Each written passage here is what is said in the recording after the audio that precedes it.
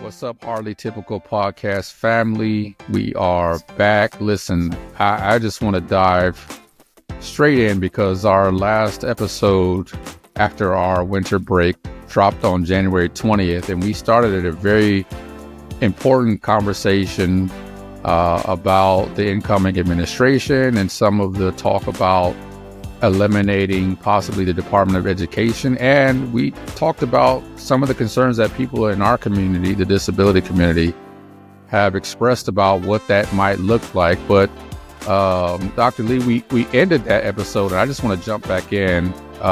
This is part two. Certainly, if you have not watched or listened to part one of this two-part episode, make sure that you go back and listen to the podcast that dropped on January 20th so you can sort of catch up. But I just want to jump in because we talked about IEPs and 504s, and I'm glad we did that. But what I want to do is for someone who, like me, may be a little bit of a novice again when it comes to actually experiencing what it's like to actually come together with your educators to create an actual IEP. I've heard some stories. I've never sat in on a meeting. I know there are some people, maybe even like yourself, who sat in on meetings to help family members navigate. I know that's something that some people actually want people to do, is going with them. I've never had that experience, but I've heard some stories about, how you arrive at what those accommodations look like. So can you share with our listening audience, people who are maybe novices like me, what is that like? So when you're going in to do an IEP, you're having that meeting, how does it start? What initiates it? What is the meeting like? What does it feel like? Can you just share a little bit of what that's like so that our listeners get a good sense of maybe why some people are concerned? Sure. So there's several ways to get an IEP. Some children, you can tell as early as birth that they're going to need some accommodations. They're going to need help.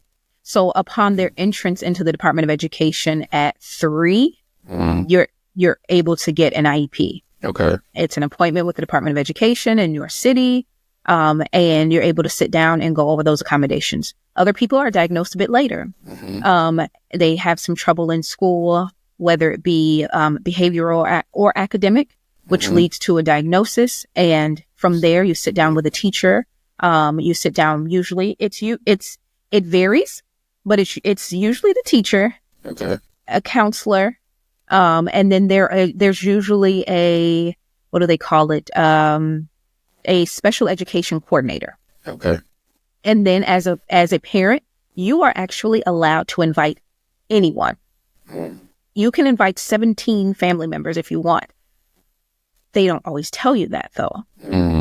So there's a form you sign that says, I let you know that you can invite anyone. I didn't tell you that you couldn't invite someone. However, I have seen that paper be pushed in between. Okay, this one is for this is for that. Okay, sign that. Okay, sign that. And this one is for that. You notice how I didn't describe those other papers? So people are essentially signing, I didn't tell you couldn't bring someone, but that specific paper isn't always being explained. Right. So I had parents say, I didn't know I could bring someone with me, only to be later told, well, you signed the paper. But when you're handed a book of papers by someone you don't know, sometimes you understand some and sometimes you don't. But this signing is essential for my child to get help. So I have heard those meetings be described in a plethora of ways. My experience has been that I don't believe any parent, caregiver, or loved one should have to do their first IEP meeting alone. I think it should be a legal mandate that a parent advocate be with them during their first meeting. First of all, it's overwhelming. The personal feelings that you have to process can be a lot. Right. Because this is your child. It is your child. And to say leave your feelings at home is impossible as a parent or a caregiver. You have a relationship with that person, with that child. So you're already, okay, what do I need? But then when you're thrown acronyms that you maybe have never heard of, or areas and aspects of education that you aren't familiar with because this isn't your professional background, right? It can be overwhelming. It can be overwhelming. It could take time to process. You don't know the questions to ask because it's a new environment. So you're just like, okay, do you have any questions? No. Because half the stuff you said, I don't even understand. Yeah. I'm going to go home and Google. Yeah. It sounds like a lot. Like I have never done it, but again, I've, in my 20 plus years of ministry, I've done a lot of work with parents. It can be overwhelming. It can be overwhelming. Like a lot. Advocates are expensive and free advocates have a long wait list. So a lot of parents are doing it alone. I have had experiences where IEP meetings were done online and the entire time the camera was pointed at the wall. I've seen IEP meetings where it was, they pulled the camera down. So it was like on someone's chest who was clearly working while the other people were in the room. Oh, we're talking to you, Mom. You can hear us. Okay. Okay. So, but I can't see anyone. I don't know what's going on. But what isn't always told is at any point that you're uncomfortable, you can stop the meeting and you can ask for reasonable accommodations. If your reasonable accommodations are meeting at McDonald's, we're having an IEP meeting at McDonald's. Wow. But a lot of parents don't know that they have the power and the authority to do that because that can be inconvenient for professionals. Right.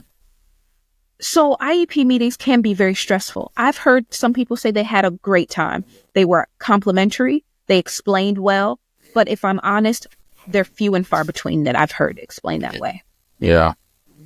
Yeah. And I have to admit, like, I love my educators. I have two siblings who are teachers. One of the churches that I pastored was in a city that almost, I would say 30% of our congregation were teachers. So I understand the stresses that they're under, but you're right. I have not heard, and this is why I asked you to kind of share a little bit for novices like me, because I haven't heard. I can count on one hand the amount of times I've heard one of my parents that I was pastoring that had a positive experience with an IEP meeting. Yeah. So I've never had one. The positive experiences have been stories told to me. I've never been a part of a positive IEP experience. That's unfortunate, but it's important for our listeners to hear the realities of that. Like, like I said, I've done a lot of work in this area. That's not something that I have particular experience with, but the stories that I've been told and the people that I've prayed with, I can honestly say I have just never, I can't recall very many positive stories about IEP. So we know that it can be overwhelming. You come to the point in needing this. What are some of the things that you would say before we transition that parents need to know as far as making sure at least that the accommodations that they feel like their child need are actually put into the plan? Because it sounds like there's a lot of conversation, but like you said, once it's put on paper, this is a legal document. So how do I make sure that what I know my child needs is put on that paper? Well, here's the thing. The IEP meeting, the document won't be written up right then. After the IEP meeting, it'll be written up and sent to you. So you have some time and you can give other people eyes on it. Hey, check this out for me. Tell me if this makes sense. Is this? But I also would say, and I want to shout out all my teachers. All my teachers, you get heart emojis from me. Okay. Yes. Because oftentimes it's not always the teachers that you're fighting. Many a times the teachers will say, little Johnny needs X, Y, and Z. But it can sometimes be budget, administration, lack of resources, even short of staff. Since COVID, we've seen we've seen that there's a shortage of teachers. Yes. That say we simply can't do this. The teacher knows what the child needs. They simply can't do this. I would say build a relationship with that teacher. If you can, if you feel comfortable with them, and if you feel like they'd be honest with you. Have conversations with that teacher, just you and that teacher, because they may be able to shine a light. Not saying they know your child better than you, but they may be able to give you some insight on your child's growth and development within that classroom. There are some organizations throughout the United States that will offer you free parent advocates. Okay. Those parent advocates actually will sit with you through IEP meetings. And they will explain to you the process because they know the process and they've done this. Okay. Now, here's the other side of that coin, Lamar.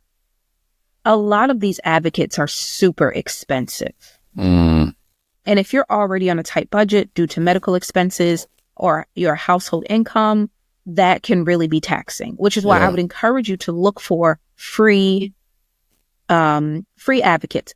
But also, if that's not an option for you, see if you can find special education teacher, maybe from your congregation, maybe from your community, maybe from your sorority or fraternity.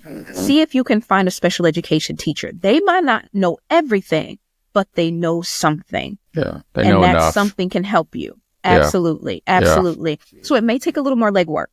Okay. But find someone. Don't allow your eyes to be the only eyes that look at that IEP, because you don't know what you don't know. Now, listen, I need you to say that again about don't let your eyes be the only. Don't let your eyes be the only eyes that look at that IEP before you sign it. That's important. I just want to pause and acknowledge that right there. As the young folks say, that part. Yeah. Right. Yeah. Yeah. That's not something that, and I'll be honest with you, that's not something that if you're not experienced with it, like you said, you would think everybody has your best interests at heart. Everybody has your child's best interests at heart. And I'm sure a lot of them do. But like you said, budget constraints, and there's all other pressures that our teachers are facing. But if you don't know, you're just trusting. You are strangers. You're trusting strangers. And you're trusting a process. And you're trusting a process that, you know, you're depending on to accommodate your child. So I'm glad you said that, you know. And let me give you an example, Lamar. I'm going to give you an example of this because it's not all bad. It's not all bad. And that's why the Department of Education is important. The Department of Education keeps those regulations in place, those checks and balances, so that no one's going rogue.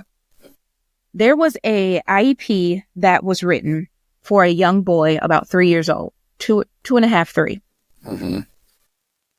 In that IEP, the professionals were able to look at him and say, okay, you know, we're running through a battery of tests. I think he had been going through testing for about 2 days with the Department of Education. And in their final meeting, they finally wrote up their draft of his IEP, and in it, they wrote autism. Well, the parent was upset because he hadn't even officially been diagnosed yet. So the parent thought, what are you guys doing? He hasn't been diagnosed. But in actuality, they were trying to help. They were trying to get him the accommodations he needed and put that in because he subsequently, less than 30 days later, was diagnosed with autism. Okay. And he had a severe autism. So they wanted him to get those accommodations. So they were trying to help. But because the parent was ignorant to the process or even ignorant to what they were doing, she began to fight. And she didn't realize that wasn't an area that she needed to fight. They were putting it in there because if they had just simply written a developmental delay, he would have been eligible for different accommodations than he was with an actual autism diagnosis written in his IEP. Yeah. But you don't know what you don't know. So when you allow other people in and get that trusted circle may not be your mom, your sister, your cousin, your aunt. It may not be anyone in your family. But get people who can look at it and give you an educated understanding or their experience understanding of those accommodations. That was a help, not a hindrance. But because mom didn't know, mom was ready to fight. Yeah. Yeah. And it wasn't until later she realized, oh, that wasn't a point of contention. Yeah. That was actually you all looking out for me. Yeah.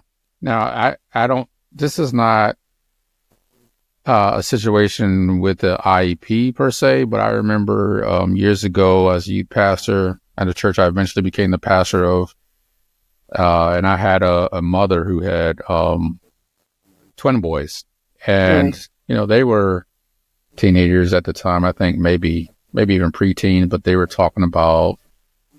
She brought up something to me about, and I was very ignorant at the time of the whole process, but it basically came down to medication and some other accommodations for, I believe it was ADHD.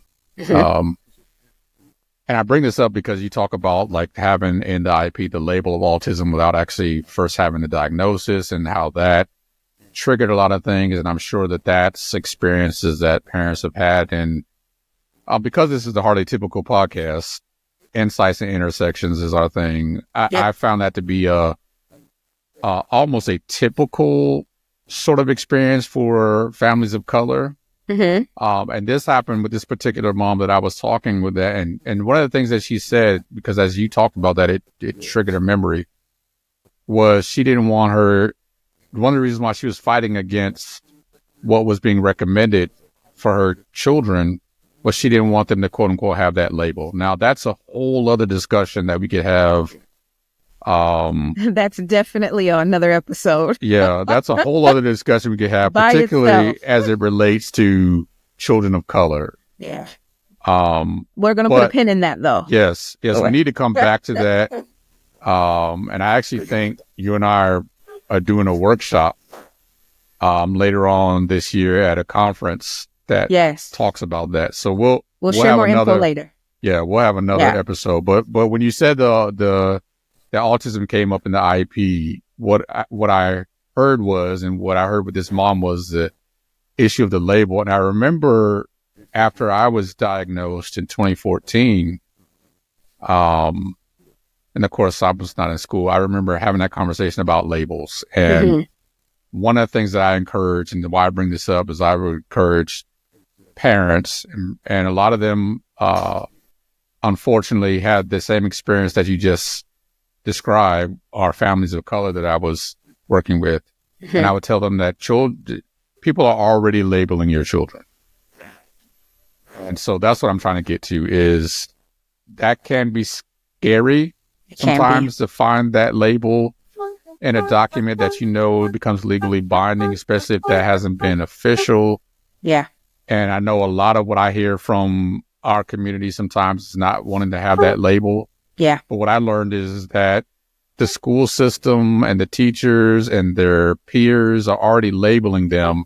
And in some sense, it feels like, at least when you finally are able to get these things down on a piece of paper, IEP that will begin to give them the reasonable accommodations, that if a label comes along with that, at least it's a label now that you can have a little bit more control over, is what I'm getting at. Because they're already labeling your child either lazy or defiant or... I love that you said that. I love that you said that, because here's the truth of the matter. We all label each other. We classify each other before we've even had a conversation with each other, whether I want to approach you or not. Why do I want to approach you? Why don't I want to approach you? We're labeling each other. Right. The great thing about an IEP, it doesn't mean you're not smart. What it does mean is I know what you need and I'm going to ensure you get it. Right. A lot of parents can't be afraid. I don't want him to be blackballed. I don't want people to talk about him. An IEP, that's for those other kids. But all an IEP does is ensures your child gets what they need to enhance their educational experience. Yes. It's a good thing. Yeah. And what we don't want to do is have them struggle, have them toil, have it be such a chore for them to get through school when all we could have done was written up an IEP with accommodations, with some modifications, and they could have breezed through it. We want success, right? We Yeah. want our kids to succeed. So let's not look at IEPs as a failure. Let's not look at IEPs as a bad thing. Let's not look at 504s as, one of those. But these are excellent ways to make sure our kids get what they need. Yeah. Yeah. So you said something important. I want to shift gears here.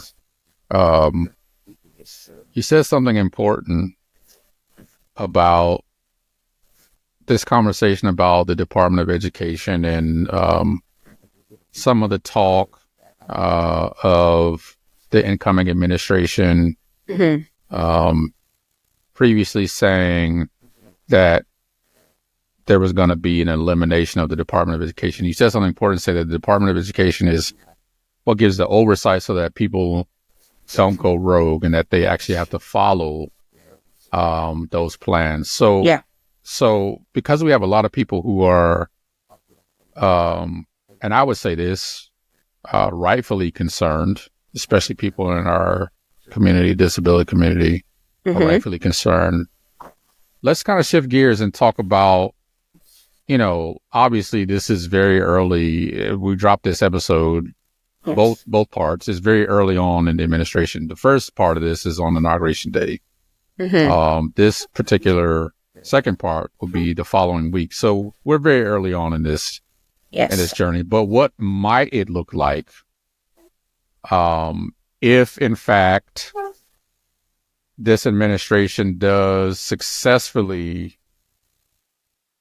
eliminate the Department of Education? What might that look like for people in our community who have children who are in need of these services? Because if there's no government agency that's going to oversee and make sure that these things are being done and these accommodations, so basically it feels like, and this is what I've heard from people, that there's going to be no accountability as to whether or not my child will actually get what they need. Yeah. So what might that look like if that does happen? What are your thoughts about that? Yeah. So let's go ahead and say this is alleged, right? Yes. So it could happen. It might not happen. But the great thing about it is we got a robust conversation out of it. And hopefully people walk away learning a little bit more about IEPs, about 504s, about the Department of Education, because to know better is to do better. Yeah. So in the instance that the Department of Education is eliminated, which could very much so happen, there's a couple things. Okay. The first thing is that the Department of Education could be eliminated, which means the responsibilities could shift. But let's talk about IDEA, which is an acronym. Okay. IDEA, IDEA. IDEA is the Individuals with Disabilities Education Act. So that is a law that mandates free and appropriate public education. Gotcha. Even if the Department of Education is eliminated, there is still a law in place, IDEA, that mandates free and appropriate public education. Gotcha. So let's take a deep breath on that. Yes. Exhale. Inhale, exhale. No one's going to get expelled from school effective immediately, which it can be a real fear if you're unaware. So it would not be automatically eliminated if the Department of Education were dismantled. It is a law that is in place. Right. Now, let's talk about if the Department of Education is eliminated, the responsibilities for IDEA may shift to other departments. Gotcha. It could become the Department of Health and Human Services. It could become the Department of Justice. Okay. They could have an oversight. Or there could be state level variations. Okay. Because the Department of Education is no longer overseeing national education. So what that looks like is it now looks like the implementation of IDEA, the Individuals with Disabilities Education Act, now may vary significantly across states. Because you're now being led by the state's government. Right. So that could potentially lead to disparities in the quality and availability of services for students with disabilities. And I think that's maybe the concern that some of the people in our community have. Yeah. Yeah. Yeah. It's already a very real fact that some states are more disability friendly than others. Mm-hmm. It's already a very real fact that some states are much more accommodating than others. Yeah. So that could be magnified if the Department of Education were to go away. Mm. Yeah. So also some potential risk. States might face resource and expertise gaps, making consistent enforcement and funding more challenging. Okay. Advocacy could be critical to ensuring protection under this idea that still is needed, because your idea of reasonable accommodation and my idea of reasonable accommodation could be very different. So those gaps widen. Yeah. Because that, when you say reasonable accommodations, like you said, that leaves, I guess, in my mind, and of course, I don't want to, suppose to know legally, but it just seems very ambiguous. And like you said, that ambiguity can lead to a lot of gaps in services, and I know this maybe not to the extent of the education piece, but I've dealt a lot with and done a lot of research and even spoken a lot about things like diagnostic disparities. And a lot of that has to do with ambiguity as far as, how things are defined, how things are understood, what is. So I can easily, I bring that up because I can easily see if the Department of Education is eliminated and it becomes up to each individual state. Once you allow for that level of ambiguity, it can lead to disparities, because I've seen it in diagnostics. For children, and especially for children of color and for girls. Absolutely. And so I guess my concern, and some of the concern that I've heard from other people, is that eliminating that oversight opens the gateway to so much ambiguity that it's almost impossible not to experience disparity. Yeah. Yeah. Yeah. You're right. Yeah. You're right. So even if I really want to make sure parents hear this, parents and students alike. Okay. If the Department of Education were to be eliminated, students are still protected, legally protected under IDEA. Yeah.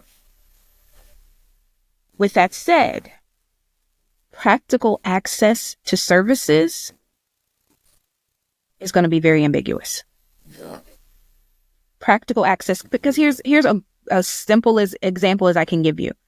I can give you a meal, or I can give you a cracker. Either way, I fed you. Wow.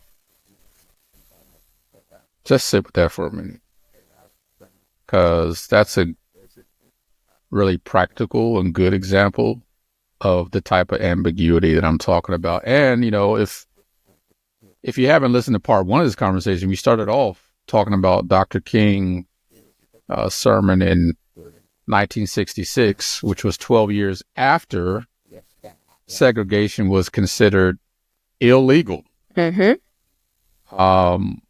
in his sermon, he talked about, I think it was 5.2% of students had been integrated in the South, and that was like a 1% progress. It would take 90-something years if they kept going at that pace. And the reason why that's important, why I'm tying that back in, is because legally, segregation in 1954 became illegal. Yeah. Dr. King is preaching in 1966, 12 years later. Yeah. And he's talking about the progress that hadn't been made, when progress is not being made, it's called regression. There you go. And the reason I bring that up is because you're right. The students are protected legally. But a lot of what Dr. King and other civil rights leaders fought for was having federal oversight to make sure that there was some teeth. There you go. To making sure that the things that were legal were actually being followed. There you go. And so I think that's, if I could say what I've been hearing, I think that's people's concern, is we know that there are legal protections, even with Voting Rights Act, right? It was legal for African Americans to vote. Mm-hmm. You see where I'm going? I do.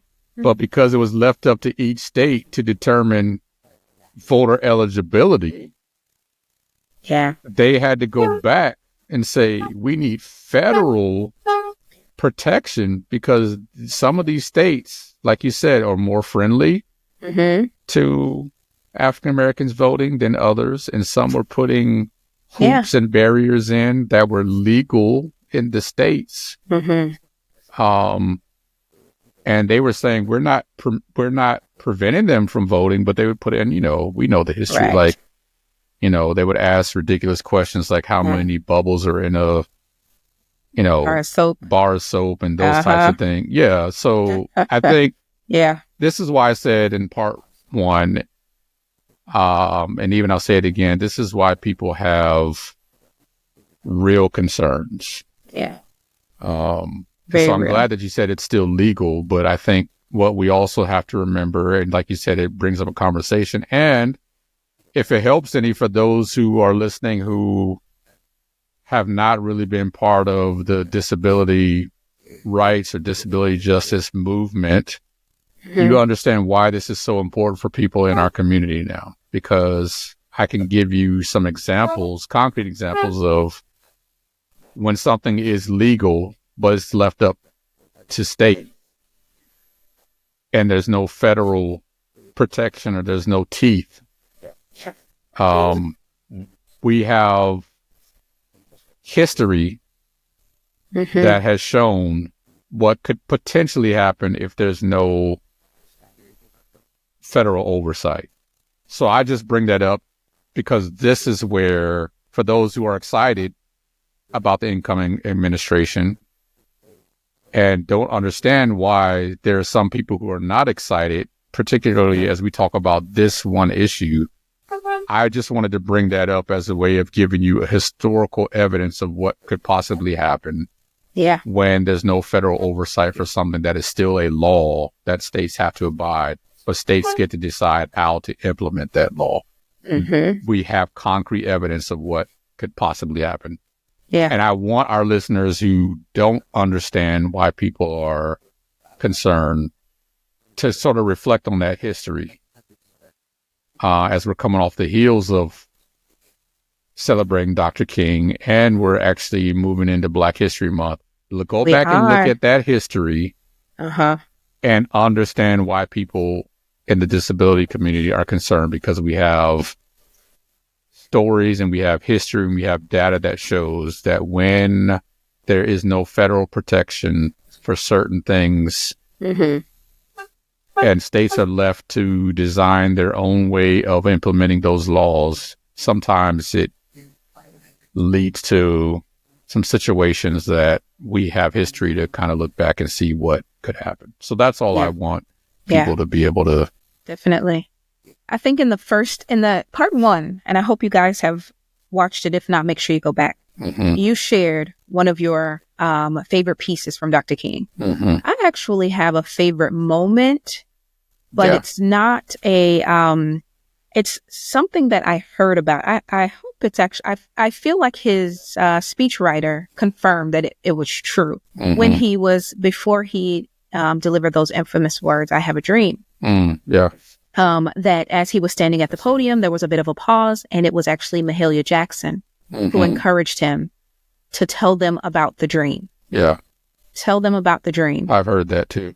And here at the Hardly Typical Podcast, we're not just building a podcast, we're building a community. And I think one of the reasons why that stands out to me is because it shows his community. It shows that they believed in him and they encouraged him. And they weren't afraid of him outshining them or speaking better than them or him or anything like that. but they were encouraging him, share that dream, because we see that there's something in you that the world needs. So I would give that same challenge to our hardly typical community and say, you may not have a child with an IEP or a 504. You may not have any direct ties to the Department of Education, but check in with your community.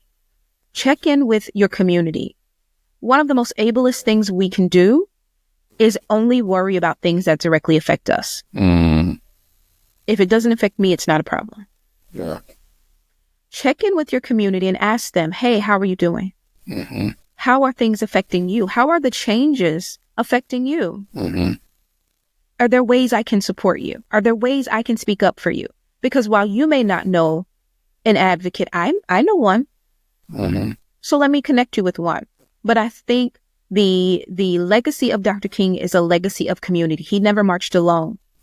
He had community behind him. Yeah. And I would charge our hardly typical listeners to begin to not only build community, but look after that community. Yeah. And I hope that's what we've done here by giving you this information about the Department of Education, about IEPs, about IDEA. I hope we have empowered you. Yeah, absolutely. Absolutely. I want to add, because that's a great point. And I feel like we've given enough to, spark this conversation. Absolutely. And we want to continue it online. But one of the things that is so brilliant about what you just said about the community is that I don't know how many people know this little bit of history, but even the little rift that King goes on, which was not a part of his speech, even though we name it the I Have a Dream speech. He talks about a lot of things. Go back and read the whole speech. He talks about a lot of things, particularly a lot of things that we've even talked about or even kind of touched on in this 2-part episode.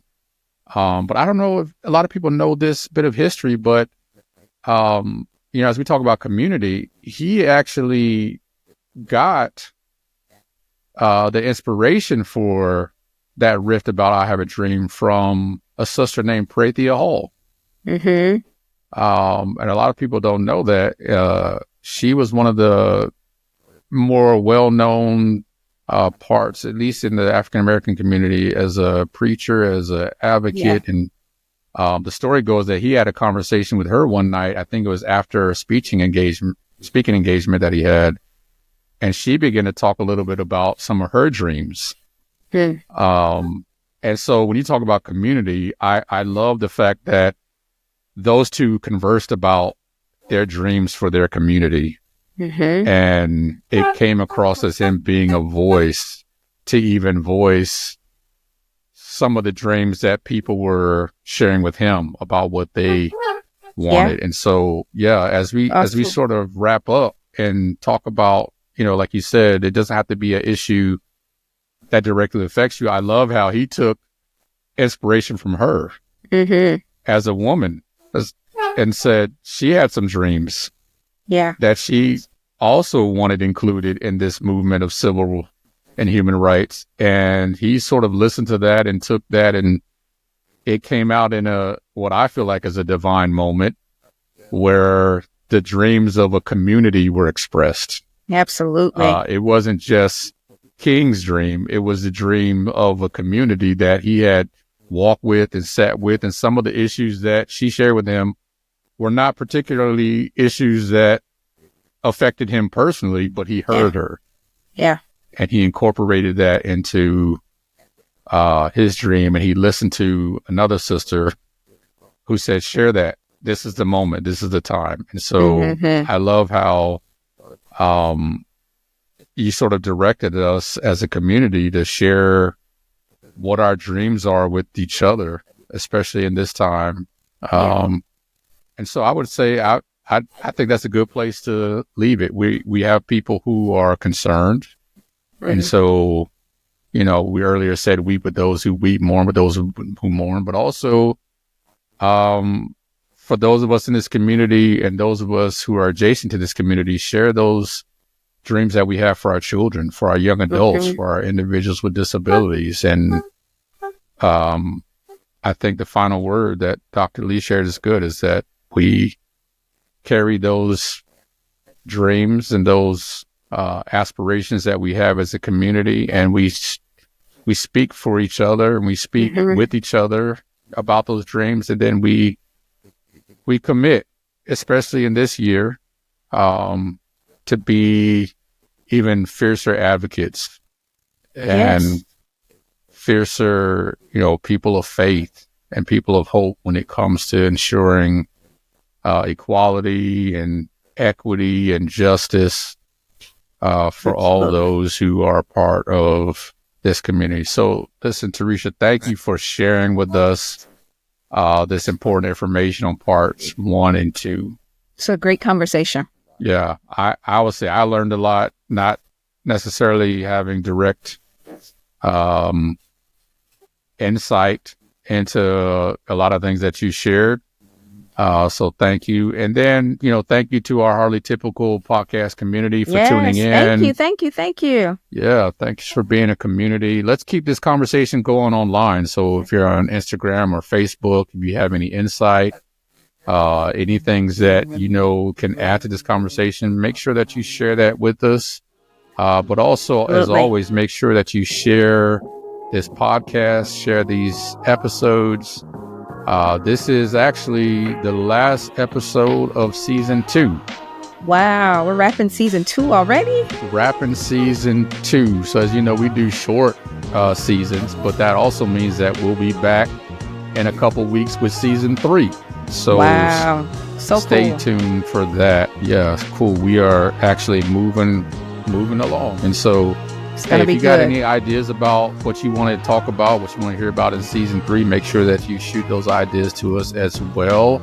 Definitely. But this is the last episode of season 2. Make sure that you share this episode and all other episodes with your family and friends. And we'll see you in a few weeks as we launch season 3 of the Hardly Typical podcast. Thank you again for your support, for your likes and your shares. We love you all, and we'll see you in season 3.